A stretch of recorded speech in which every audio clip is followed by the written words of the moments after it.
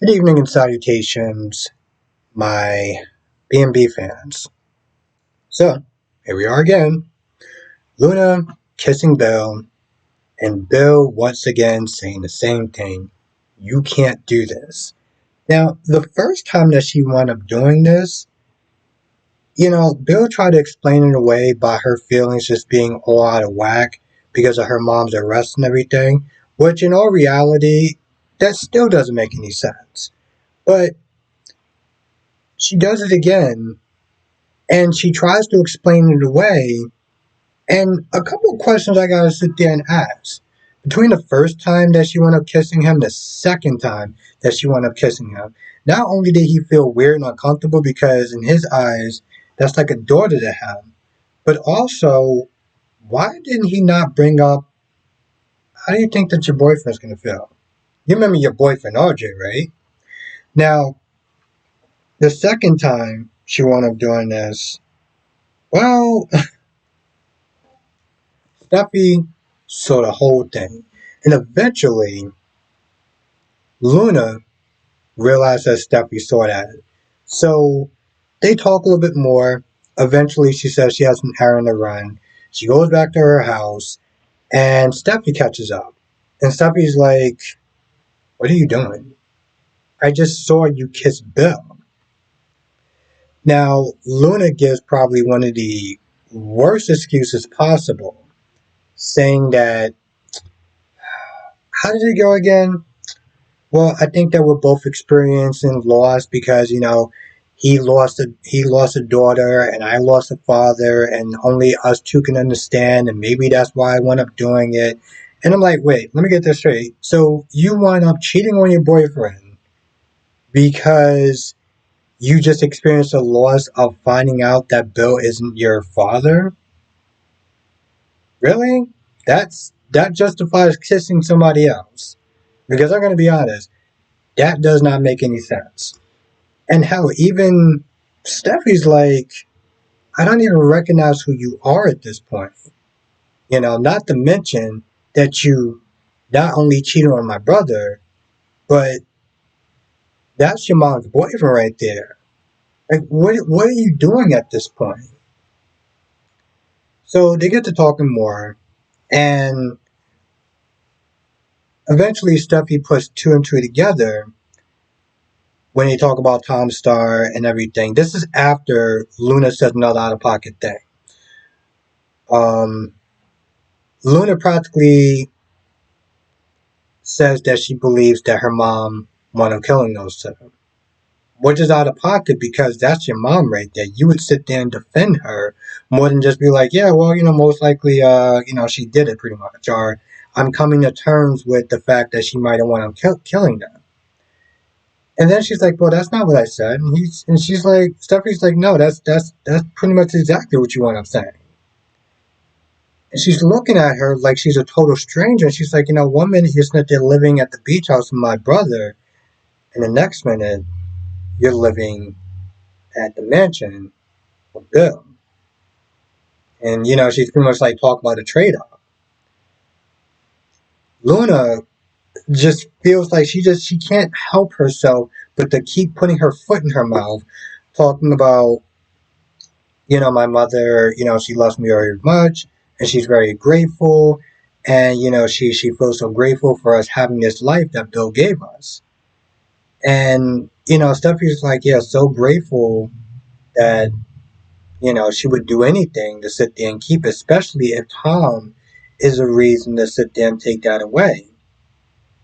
And for some odd reason, she's like, or for Tom to sit there and take that away from you. Because at this point, you're practically set.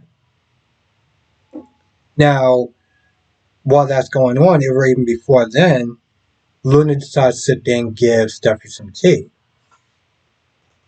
So her day is LA, whatever, so she decided to take it. She did wind up leaving her phone at Bill's, and I feel like that's going to play an important role later on. But she starts to feel wheezy and dizzy and everything like that, and she winds up collapsing.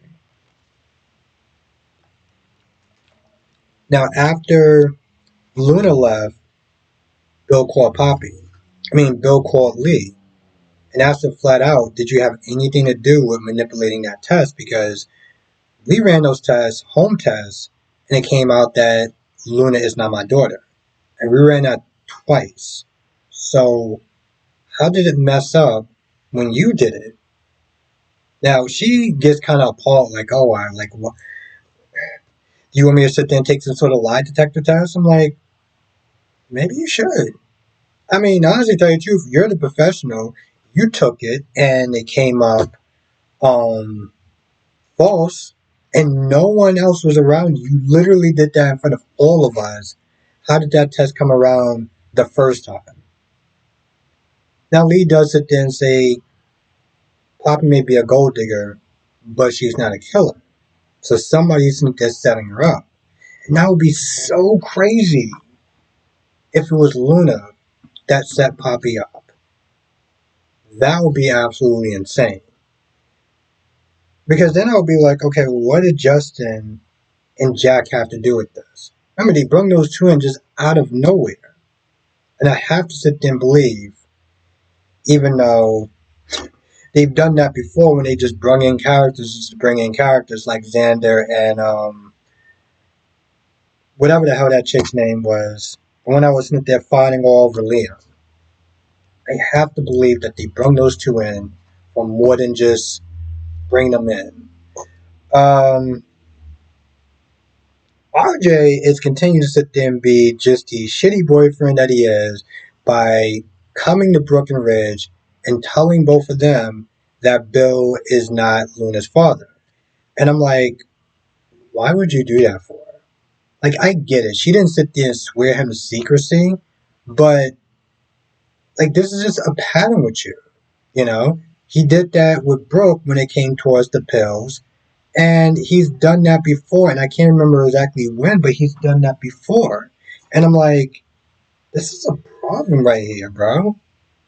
Like, you're constantly running to your family and anyone that will sit there and listen. Or with Poppy, when Luna was like, hey, listen, don't say anything. Like, listen, I'm telling this between me and you about the whole Poppy in the backpack. And what did you want to do? You want to run into Katie and run in your mouth. So I think, I don't know what kind of nefarious plan that she has, but I'm pretty sure she does not feel bad about those kisses, seeing how this guy constantly runs his mouth, putting her business on Front Street when it's not necessary. Um, Ridge does call out Hope, though. So that they're saying that she did cross a line when Brooke was like, oh, well, you know, she was meant to come in on my daughter. I'm like, he's like, well, why would she not be upset?